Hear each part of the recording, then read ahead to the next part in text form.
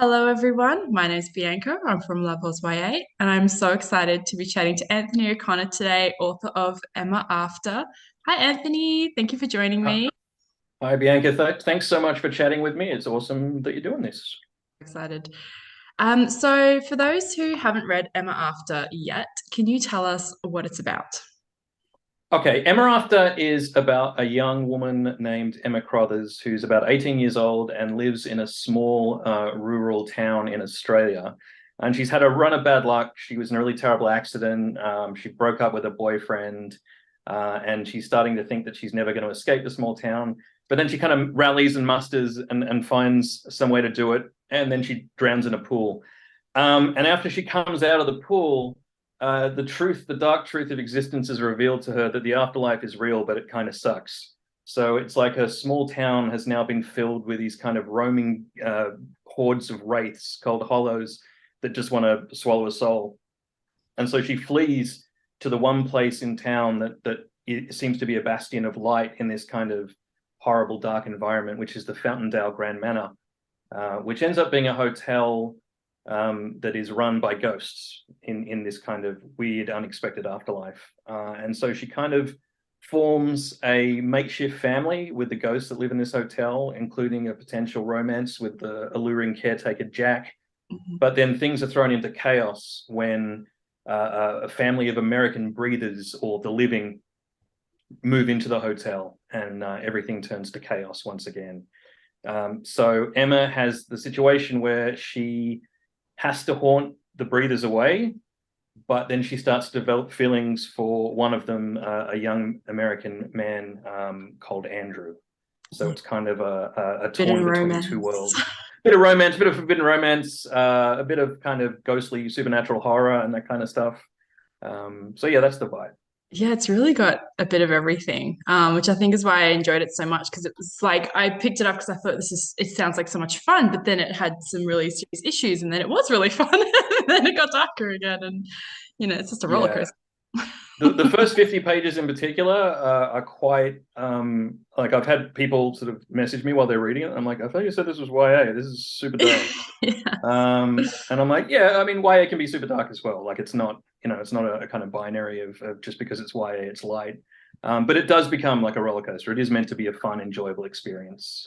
But you've kind of got to have the dark to enjoy the light. I think otherwise it's yeah, I there's thought kind of Emma no was a connection. great character to follow. She felt like a realistic teenager to me who had her like sure she's dead, but like she still had her like teenage girl dramas and I really enjoyed those and enjoyed following her story. No, that's good. So what was the inspiration behind it? How did it all come about? It sort of occurred on a bunch of levels. I think in terms of the inspiration of the real story is that I really want to believe in ghosts, but I'm not sure that I do. And because there's always this like, oh yes, and she haunted a bench on sporadic evenings, and you see her briefly. I'm like, what a miserable afterlife that would be. Like, why is that the case? And so I kind of wanted to construct a story that made sense of the way we only see ghosts, which is briefly and in these kind of weird random moments. And the idea is that in the afterlife, the world is actually mostly taken over with these sort of, I guess, evil ghosts, for want of a better term, called hollows. And that's why we don't communicate regularly with ghosts. That's why they appear so often in hotels and other buildings that can be defended and that sort of stuff. And I guess there's a kind of Beetlejuice meets The Shining kind of vibe going on. I can still remember seeing Tim Burton's Beetlejuice in the cinema as a kid because my parents took me to it because I was in the 80s. I was very young, and it just I'd never thought of any story from the perspective of the ghost before, and I just thought this was the most brilliant thing that I'd ever seen. I was exactly the right age for that. I grew up to be a spooky goth kid a few years later, but like at the time, I just thought this is the best. I've never thought of this such a wonderful perspective shift. And Jonathan Green is the co-writer of the screenplay upon which the book is based. And we are at a place called the Fountaindale Grand Manor, which is a real place in Robertson in New South Wales. And we got thinking about The Shining, as you do when you go to a When you're in a hotel. hotel. Absolutely, of course. Um, And we thought, what would it be like if you were the ghosts in The Shining and the living were coming in? Because every haunting story is we're meant to feel sympathy for the living, but Mm. they're the invaders. They're always the invaders. In every single story, they're trying to sort of colonize whatever space this is, and people already not live there but exist there.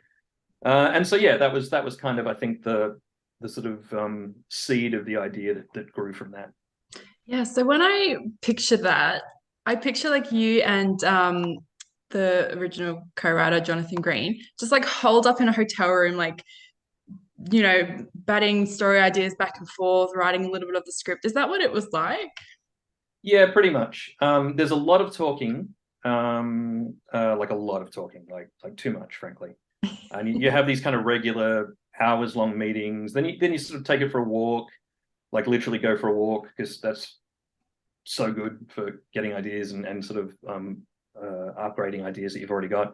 Then you sleep on it, then you come back again, and you're like, yeah, no, I don't like that idea anymore. Or while I was asleep, I thought of this, or yada yada yada.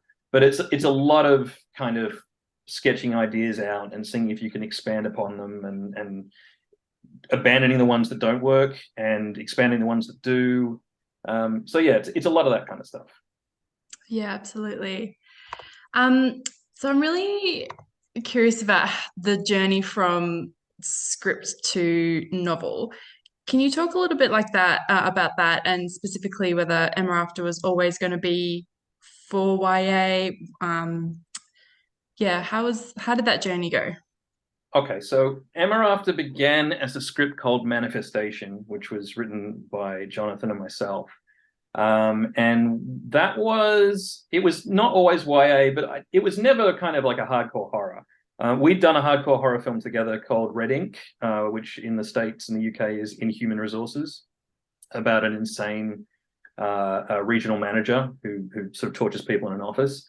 And it was great, and we had a wonderful time, and a lot of people liked the film, but we were so drenched in blood and gore by the end of it that we just wanted something more imaginative and less kind of visceral.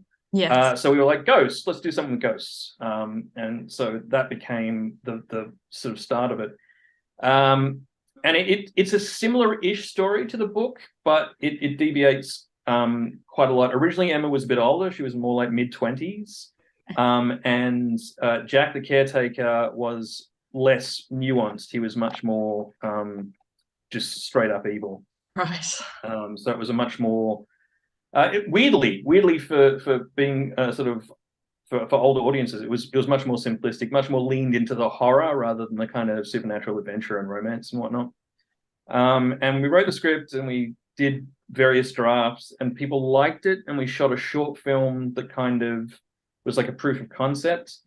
But again, unlike Red Ink, which was low budget because it was basically shot in one office, this was a very big kind of idea with lots of sets and special effects and all that kind of stuff. And definitely, so this is 2014, 2015, something like that. Right. Yeah. And they weren't making Australian films with budgets and supernatural things like that. So we kind of skewed it a little differently. We made Emma younger, and we kind of made Jack more sympathetic or kind of more nuanced. And we called it Emma After. And that got like a lot more interest. Like that was quite a popular screenplay. There's a screenplay competition by the Animalogic guys called Truant Films Competition, and we were one of the winners of that, like a runner-up, because the screenplay was really well liked. Yeah. So that was nice. But still, people were like, we would need $40 million to make this, and we're not giving you $40 million. Like your little office film is cute, but you're not $40 million cute, you know. All right, whatever. And then Jonathan started making noises about writing it as a book, because I'd always wanted to be like an author as well as a screenwriter. And sort of previous attempts to do so had not been particularly favorable. And I was really not keen. Like I was really like, ugh, I don't want to, you know. So Jonathan wrote sort of the opening 10 pages and sent them to me. And unbeknownst to me, he'd written them very quickly and not very well, deliberately. So I'd get angry and rewrite them. Like using spite as my prime motivator. New writing technique. Okay. We've been doing stuff since like the late 90s. So he's like, I know how to get this guy to do something. And yeah, so I just went, no, you do it like this. Wrote the first 10 pages, sent it off. And then sort of while I was waiting for a response, I kind of just went, actually, I quite like this. This is quite nice. Because all the opening 50 pages that you get in the book is like 5 pages in the screenplay, because it's like 5 minutes of screen time. So I got to really delve into a lot of how she felt and the reality of her existence and all that kind of stuff.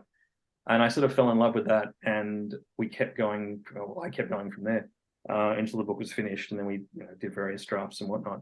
But yeah, so it was a long and slightly torturous process to get there, Yeah, well, but we got writing there a in the book. end. Yes. Got there in the Um, end. everything you said has just set off so many more questions, and I'm trying to be conscious of time.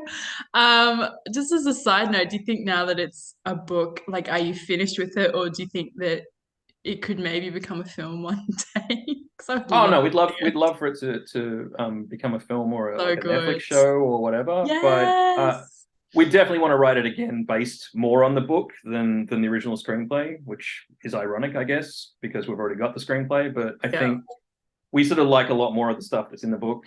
You get to expand a lot more in books. You get to really delve into a lot of Yeah, ideas. absolutely. In screenplays, you have to be by page 10, this needs to happen. By page 30, this needs to happen.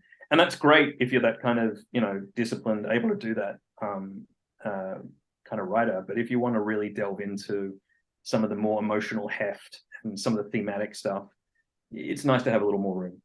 Yeah. Yeah, a show would be great because you really hint towards the end at this huge ghost world. Like, obviously Emma Yeah. After is set in this one spot, but I also love that it's the rural Australian setting as well. It's just something that we don't really see, and I think I was just really pleasantly surprised to see that it was an Australian setting, and there's so many Australian nuances that make it really relatable, especially when you bring the Americans in. Yeah, So right. that was a lot of fun, and I can definitely see the universe expanding for sure. Um, right, okay, what else do I want to ask? But okay, well, speaking of Australia, this isn't the first story that you've set in Australia. You write a lot of horror in Australia. What do you think it is about using our homegrown setting that really lends itself to the darker kinds of stories? I think Australia is a profoundly weird place. It's got this reputation as being laconic and relaxed and kind of she'll be right, but we have like the oldest continuous civilization and people who've lived here for the longest continuous time. So we've got this astonishing wealth of stories and history, as well as the kind of crazy buffhead kind of nonsense that many of our countrymen and women get up to. It's a real land of contradiction. Like it is gorgeous weather-wise. Well, I actually the last 2 years maybe not so much, but before the last 2 years, it's gorgeous weather-wise. And yet we have the deadliest fauna on the planet. It's like, yeah, we just have all of the poisonous snakes and spiders right here, and yet Yes. we're relaxed. It's just a weird. There's so many weird contradictions. I think America has always been an extension of its Wild West, pew pew, screw you, I've got mine kind of thing. Whereas Australia, for whatever reason, culturally we're quite different. We're less kind of attuned to those rhythms and more just odd. And I find that really lends itself very well to horror and genre stuff in general. Not just horror, just odd, weird Like the stories with uncanny, yeah, exactly. yeah, Because that like makes a lot of sense. you go right out to like the places where the sand is red and there's just nothing around, and it's like for 1,000 kilometers in every direction, it's just flat nothing. And it's just like, what is this place? Like it's crazy. We live in this primeval. It probably looked like that, 100,000 years ago. Like it's really gives you a sense of time and place that I really haven't felt anywhere else in the world. And that uniqueness really speaks to me. And I think, and I guess that's why. Yeah. No, it's amazing, and I would love to read more stories like that. So that's incredible. Just going back to Emma After. So this is a self-published book. Was that Yeah. always the goal? And what was the journey like to bring it to publication? I mean, it was never. I didn't really have a destination in mind for Emma, but we sort of took it to friends we knew and a few publishers that we sort of had contacts at. And the two things they kept saying was no one wants YA right now and no one wants paranormal romance. And I'm like, I know Yeah, a lot of people who would be like, that's not, not right. it's not true, sir and madam.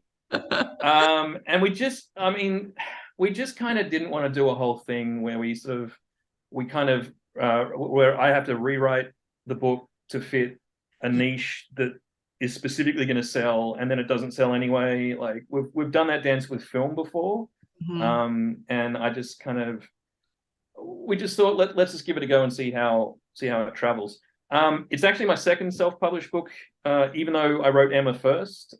Previous one came out last year called Straya, which is set in a post-apocalyptic Australia. It's definitely not YA. Like it's funny, but it's very, very violent and sweary and all that kind of stuff. And that did really well. Like for a really obscure, like you literally they speak another language. Like it's like this exaggerated version of kind of Australian slang and whatnot. So for something that's actually quite first sort of 10 pages, you're like, what the hell is this? We actually managed to make quite a splash, sold a bunch of copies and whatnot. So we were kind of the opinion that like Australian publishing is such a small niche thing anyway that we could probably exercise better control doing it ourselves.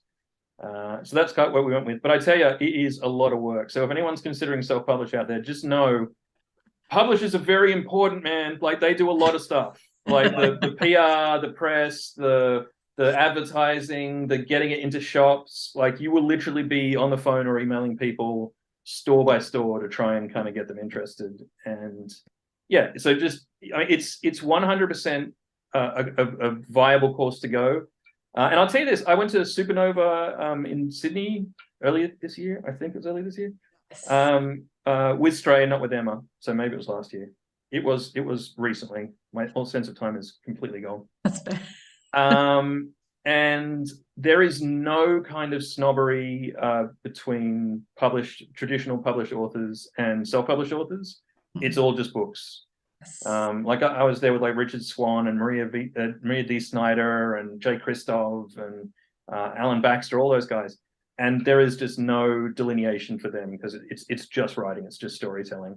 So that was really nice. I think there used to be a snobbery towards it. There used to be kind of a cool kids club.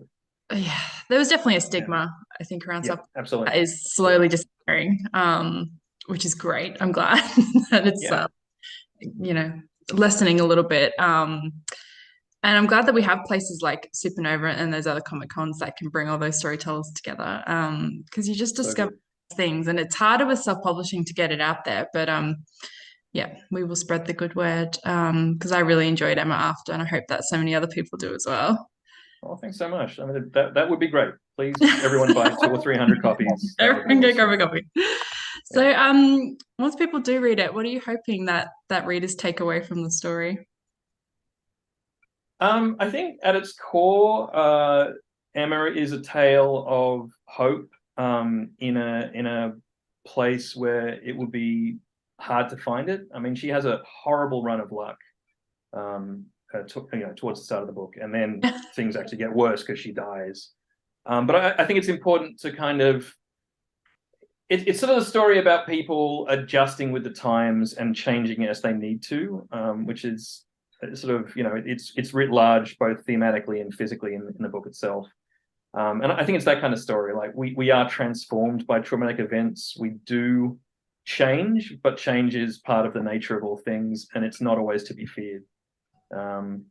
So yeah, and it's also funny and full of romance and action, by the way, making it sound like I'm going for no, the thing about the change I think is a really good point because, and I don't really think this is too much of a spoiler, but when a lot of the guests in the manor in the hotel don't know that they're dead, but they also kind of do, and they just don't want to accept it, and those parts are really hard to read because I think you just sort of imagine how you would feel, and you would hate to think that you were dead, and it would probably be easier to just pretend that you weren't and keep going. So, I mean, I think we do that every day. Like every day, I don't know about you, but every day, every now and then, the little voice would go, "You're going to be dead one day," and I'm like, "Oh, thank you. I needed that on top of everything else." So yeah, that happens to me far too much. Usually right before bed too. Like my brain is really mean. It's just like, yeah, you know what? And I think we are in a bit of denial about that. And I think it's probably okay to be in a little bit of denial about it, but it is something we all face, and it's the one thing that really unites us. Weirdly. So yeah, I just wanted to kind of delve into that as a theme and sort of explore where you could go with that. If there's an afterlife like there is an Emma after, that would be great because they are still eating and like Yeah. still going to taste things and it's the food that Well, I think. yeah. I mean, there's a scene. I mean, one of my favorite scenes that we had to lose for the script, and I got to put it in the book, was the scene where Emma's convinced she can walk through walls, and she tries to Oh, do it, and she smashes into the wall. And I like that. I got to kind of really sit down and think about what a ghost would actually be able to do, because if you can walk through walls, then you could just fall through the floor. So you need to kind of good have some point. rules for like what Yes. ghosts can do and not do, and that was really fun. Like the world building aspect of it was a lot of fun. Yeah. Like you could sort of make some stuff up, obviously, but then once you make that rule, then that rule has to be consistent for other things as well. So that was weirdly enjoyable. Like I Yeah, found no, that I really there was enjoyed. enough rules to make you sort of understand what kind of world it was in this story, but also that they were, it was still fun. You didn't have to overthink anything Yeah, and wonder yeah, a that's lot. right. So It's striking the right balance. You go too far either way sometimes, and you need to kind of pull it back and whatnot. definitely, yeah. Well, thank you so much for talking with me today. In case you couldn't tell, I Thank really you. enjoyed Emma After, so thank you for I'm writing so it. happy to hear that, and I would love people to read it. Obviously, for deeply biased reasons, but if you're looking for something that's fun and Australian, and And spooky. it's spooky. It's spooky stuff for spooky kids, but there's also kind of love and Yeah, romance and action and humor. for And everyone. yeah, Absolutely. Thank you. thank